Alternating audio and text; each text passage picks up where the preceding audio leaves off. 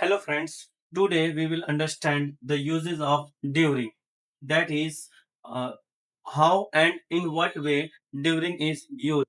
It is used in a duration of time. We will understand it very well through the example. Let's get started.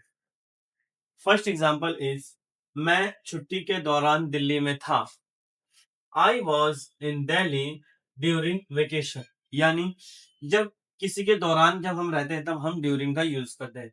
जैसे second example, हम break के दौरान उससे मिलेंगे.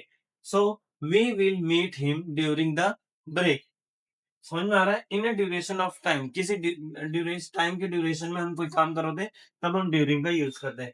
मैंने पढ़ाई के दौरान नौकरी की, यानी आई वर्क ड्यूरिंग स्टडीज. वो दिल्ली के दौरान आए, यानी वो दिल्ली के दौर के दौरान आए थे, तो he came during the visit of Delhi. So I hope you like this video. If you did, so please like, share and subscribe.